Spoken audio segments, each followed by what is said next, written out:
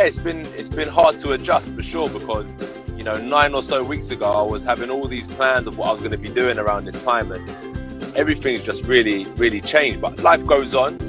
That's the thing about humans, good and bad. We just adapt to the worst situations, and that's why I think you see humans in the worst situation, and human race don't really make it a priority to help other people, because we can see that they're adapting and they're coping in the worst situation. So COVID-19, I'm adapting, and the whole world is as well.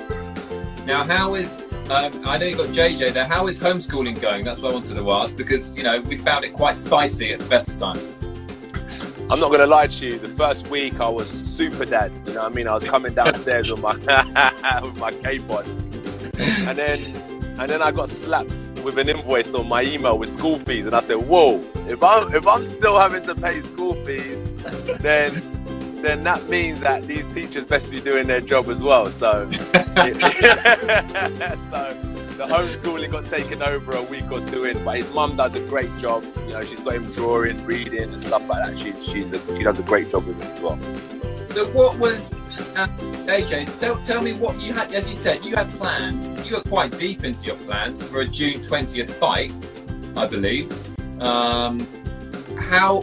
It's obviously postponed now.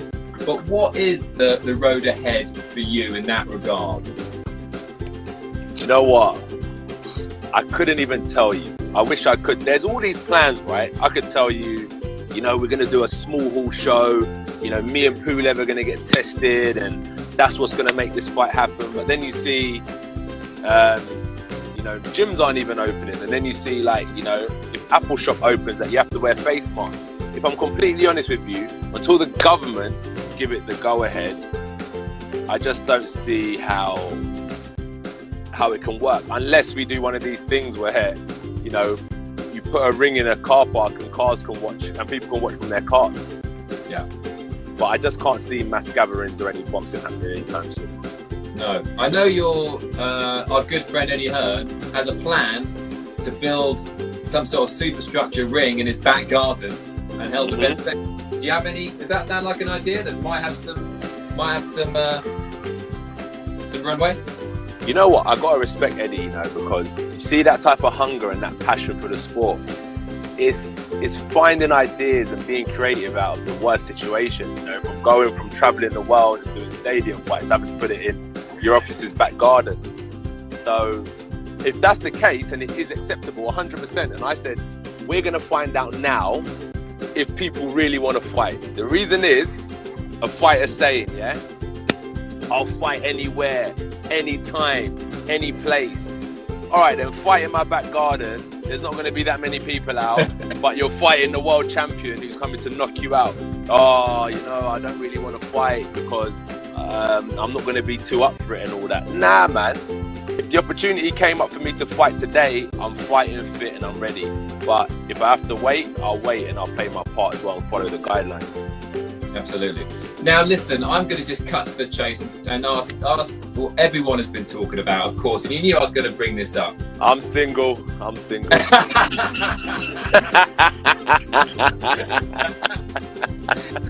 Where is she? Exactly. All right. Listen, Pulev said he's not willing to step aside for you to have a British unification fight with Tyson Fury. What's your response to that?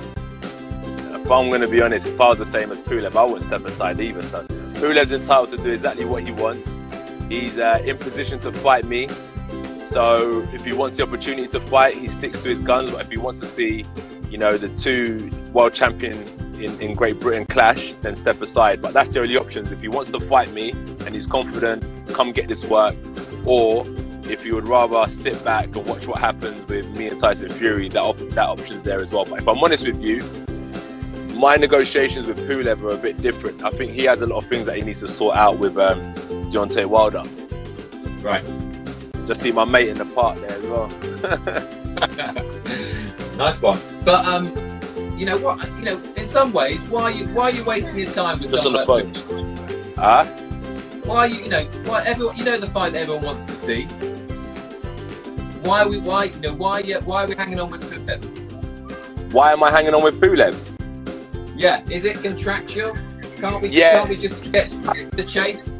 Yeah, so there's 5 belts: IBO, IBF, WBA, WBO. They belong to me.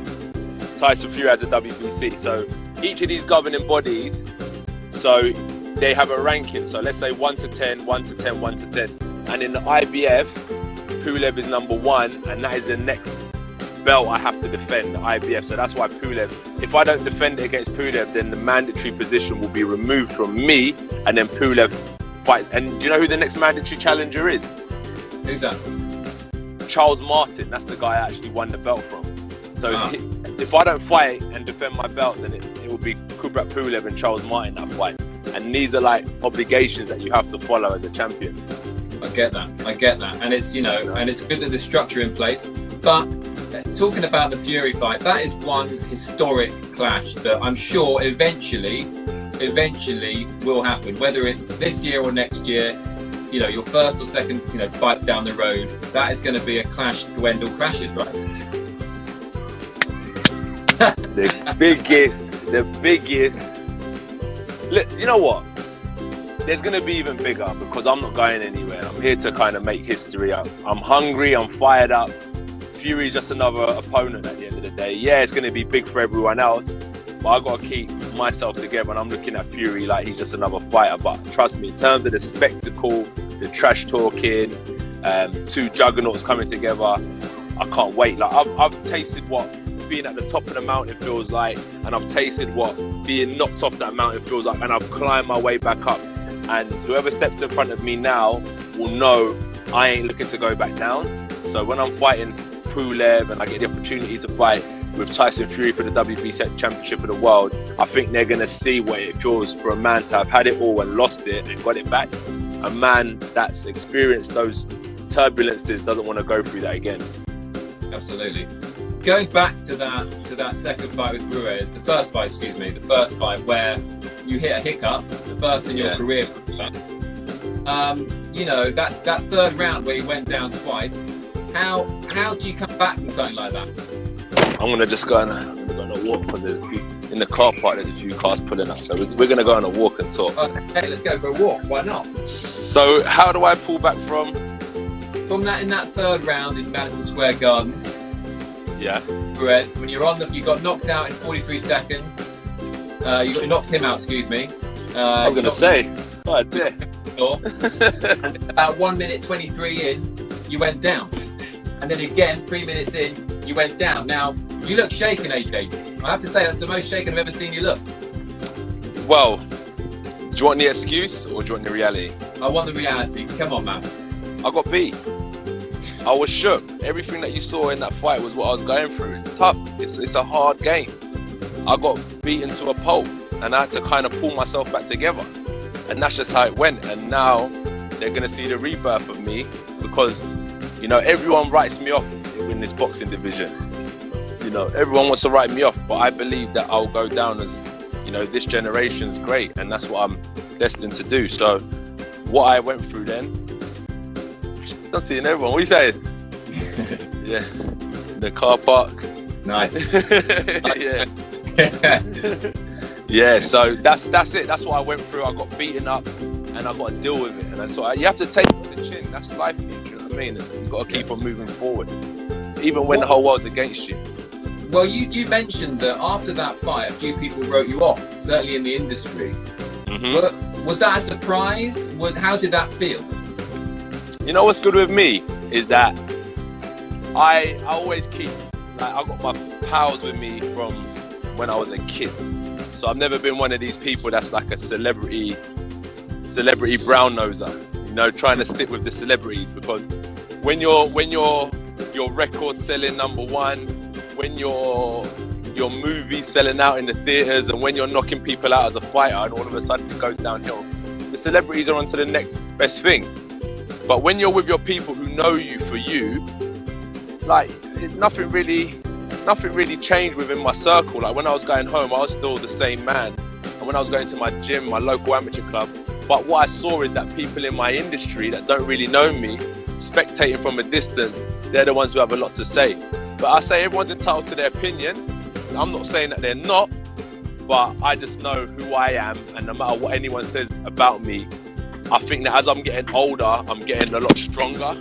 I'm becoming more like resilient, and no matter what anyone says to me, they'll never be able to break me.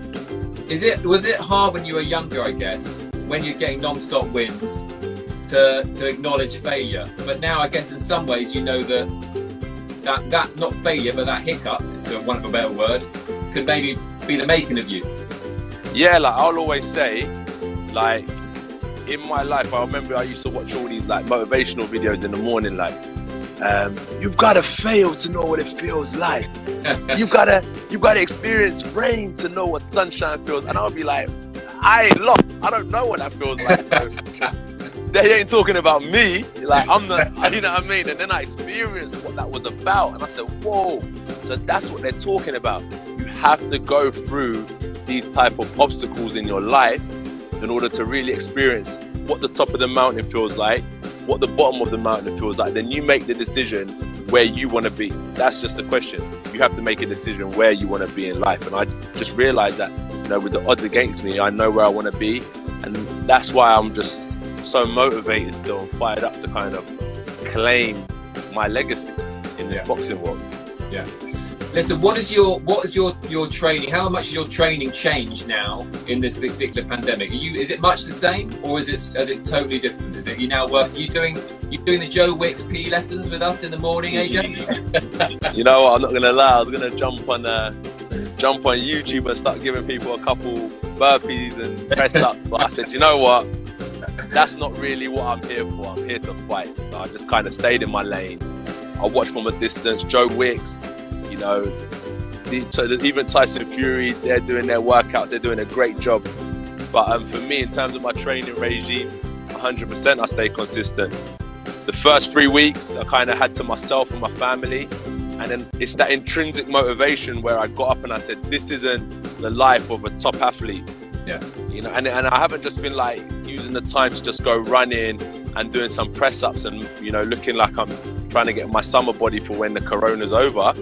I've actually been, you know, working on my timing, working on my balance, actually working to improve as a fighter, specific training. So I've been disciplined, I've had some fun, you know, and it's all good, man. I'm focused. How, you know, people have really, you know, the Tyson Fury story, the comeback that he had, what did you think of that? Were you expecting that comeback, and AJ? Tyson Fury, you're either at the top of the ocean or you're drowning under it. I don't know. There's no balance. So